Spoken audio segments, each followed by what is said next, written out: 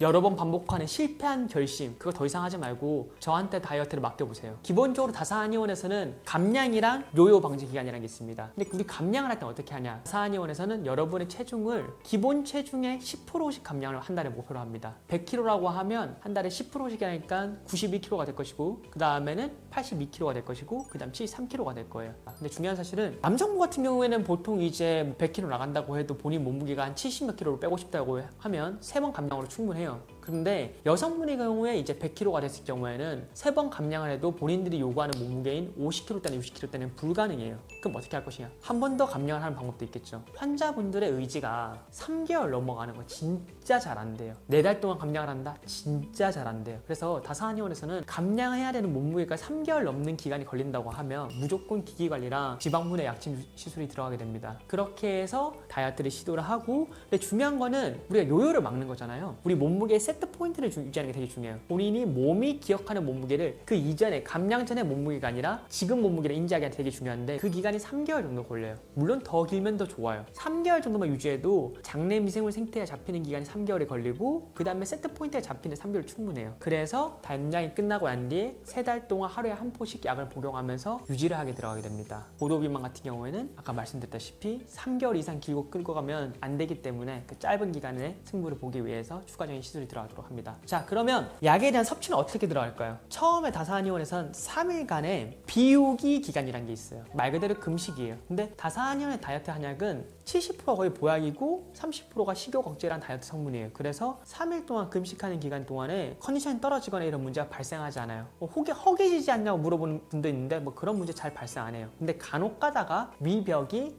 좀 약해져 있는 분들 같은 경우는 속이 쓰리다고 하는 경우도 있는데, 그때는 방울토마토나 양상추 정도는 복용해도 괜찮습니다. 그러고 난 뒤에 이제 본격적으로 감량이 시작돼요. 자, 이때는 어떻게 하냐고 하면 아침 원래대로 편하게 드시면 돼. 드시고 싶으면 드시면 되고, 점심 드시던 거 한 절반 정도 드시면 되고, 근데 문제는 저녁은 금식입니다. 기본적으로 늘어나 있는 위를 줄여야 되는 기간이 필요해요. 그걸 미리 이제 비우기 기간을 했기 때문에 줄어진 상태에서 아침하고 점심 이렇게 반복적으로 드시면서 이렇게 줄여나가면 돼요. 자, 이렇게만 해도 정말 10% 잘 빠져요. 그리고 여러분들이 뭐 옛날에 굶는 다이어트 했던 것처럼 다르게 면역력이 떨어지거나 막 손발 오도로 떨어지거나 그 감기 잘 걸리거나 이런 문제 발생하지 않아요. 그리고 혹자들 같은 경우에는 생리통 있던 것도 많이 없어졌다고 얘기하세요. 그렇게만 잘 해도 따라올 수 있습니다.